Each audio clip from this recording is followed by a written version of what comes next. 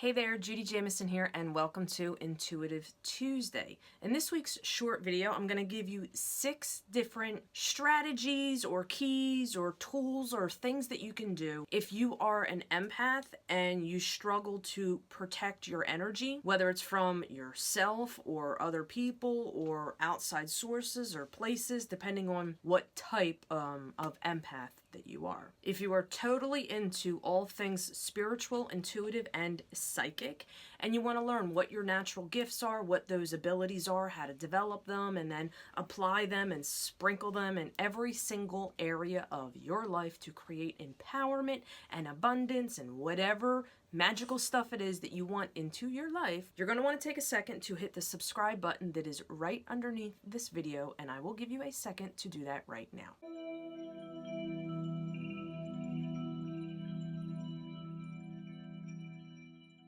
So first I want to say, if you are here and you're an empath and you're watching on YouTube, hit that thumbs up button for me. So as empaths, you know, we are chronic people pleasers, and a lot of times we put everybody else first and their priorities, their needs, their wants, their desires ahead of ours. And then essentially what you wind up doing is draining your energy, feeling tired, feeling exhausted. Sometimes it manifests into physical sickness and ailments, stuff like that. So what we're going to go over here is kind of split into 2 different areas. So one, if you're around or seem to attract energy vampires, you know, them toxic people that just, they come to you for help, and they just suck the energy out of you. And then the other side is if you just find yourself in places or situations where you are unintentionally absorbing negative or toxic energy that is around you. I'm going to go over here, and like I said, I'm going to give you 6 different things that you can do that you want to keep in the back of your mind to help you, 1, step into your power, and 2, repel and shield yourself from all that toxic negative gook. Because you know, as empaths, sometimes it's really hard to not let other outside energy influence you. So let's get started with these 6 different tools, strategies, tips. I don't know what the hell you want to call them. All right, so the first thing that you want to do is know your personal boundaries. What you will and will not tolerate.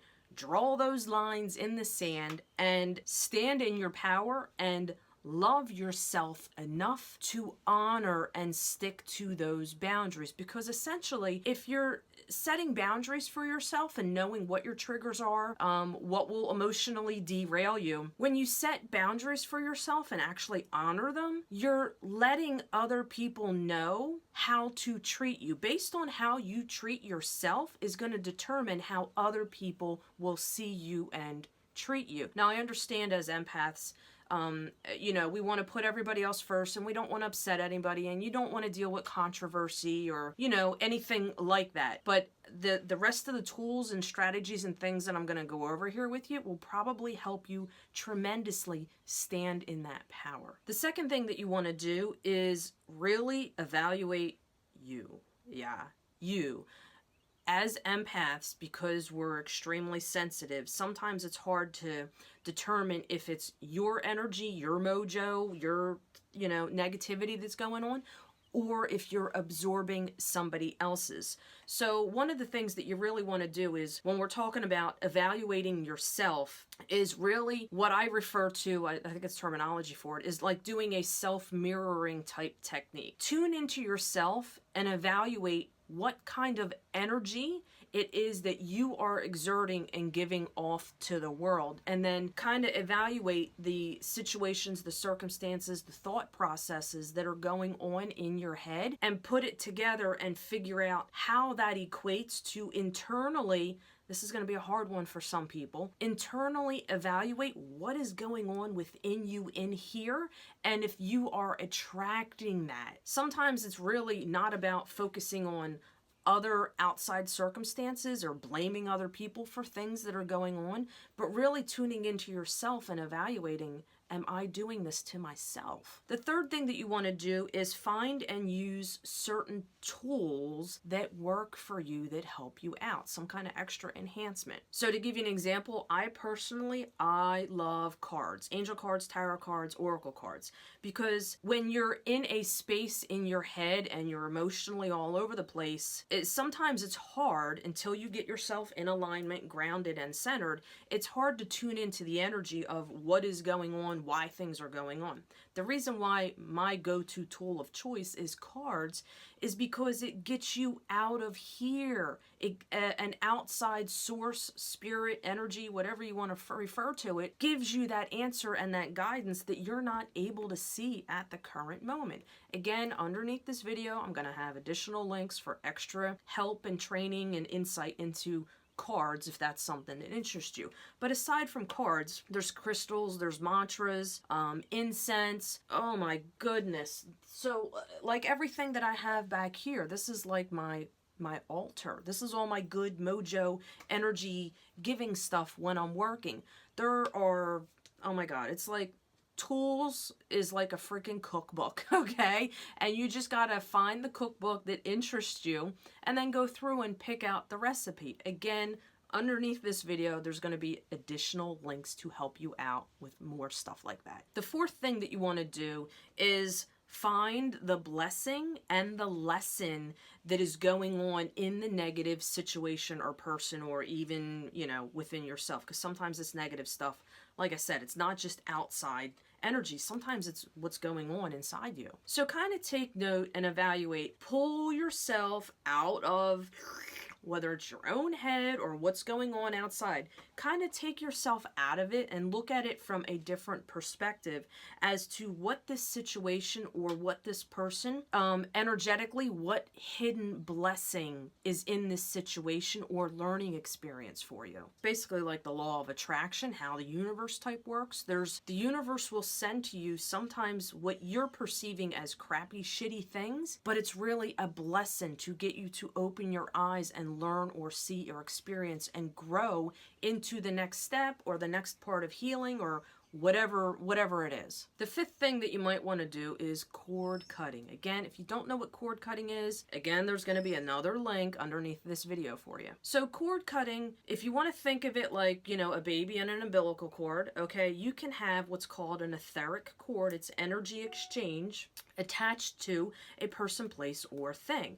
Now, when that energy exchange is not healthy, and there's negativity flowing through it, you want to cut those cords. Now, cutting cords does not necessarily... Cutting cords can go in two different directions here. One is just cutting yourself, knowing your boundaries, and you know what, like, okay, this is violating my boundaries. Cutting cords to the negativity, the situation, the toxic stuff that's going on. The other side of cord cutting does involve going through a process and actually cutting negative people or places or whatever out of your life. So cord cutting is not just about, you know, releasing and freeing someone from the two of yous being tied together. Sometimes it's just, you know what, this is crossing my boundaries, I can't deal with it. Cut the etheric cords to it. Again, underneath this video, I think I have a freebie on that one. So the sixth thing that you want to do is evaluate what type of energy it is that you are dealing with or working with, because it's not always about people. It could be like cosmic type energies, like the cycles of the moon and universal stuff. It could be earth energies, like deceased, you know, spirits or crossed over loved ones. It could be auric energies, which is just the energy that other people are giving off or that you're giving off. Again, underneath this video, there's going to be more information on that. So to wrap up this video real quick and recap it, let's go over them 6 different tools, strategy, tips, whatever the hell you want to call it. 1, know your boundaries and stand in them. If you struggle with that, underneath this video, there's going to be a link for all kinds of additional help. 2, evaluate you. Evaluate your own shit, your own crap, your own internal stuff through what is called like a mirroring exercise. 3, find the tools that you connect with and you like to help you really shield and protect and ward off that kind of stuff. 4, find the lesson and the hidden underlying blessing inside the negative, the contrast. Because without the contrast, you're not going to experience expansion. 5, do cord cutting. Again, there's a freebie underneath this video on that one. And 6, evaluate and understand what type of energy it is that you are dealing with. So again, underneath this video, I think as I'm going through here, looking at my little notes here, I think there's probably going to be 4 different individual links. So there's going to be a link on managing your energy, how to repel, you know, negative stuff and keep yourself constantly in alignment, giving off high vibe, to tune into your gifts, activate your gifts, repel negative energy, manifest faster, because that's the end results of what happens when you know how to not allow negative stuff to F up your day. There's going to be another link on cards. So if card reading is a tool, I'm trying so hard to focus with this bird in the background. If cards is a tool that interests you, again, underneath this video, there's a 2-hour workshop that I did that you can check out. The link will be there. And there's going to be a freebie on cord cutting, and then at some point there's going to be another freebie on what kind of empath you are. So again, if you enjoyed this video, you are an empath, please give it a thumbs up if you're watching on YouTube, and comment below. Let me know what your biggest takeaway was, or anything that you think might help you, or experiences that you have gone through or even struggled with. So hopefully you subscribed and gave it a thumbs up. Feel free to comment. I hope you have a wonderful, phenomenal, kick-ass week, and hopefully I will see you right here next week on this channel.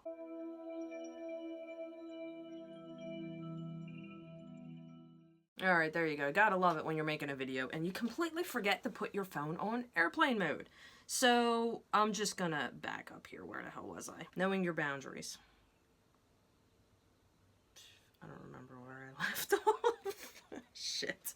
I gotta start over and do some editing. Discovering your power, standing in your power. Oh, just let me, goddamn, take that out. Does anybody here have birds? Is she, oh god, that's loudmouth Lola, okay? The bird is this freaking big.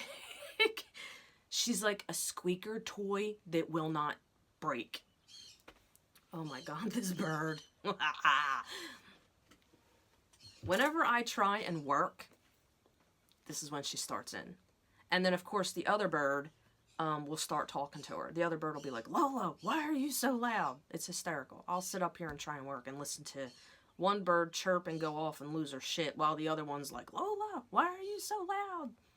It's funny. I'll have to get it on video one of these days for you.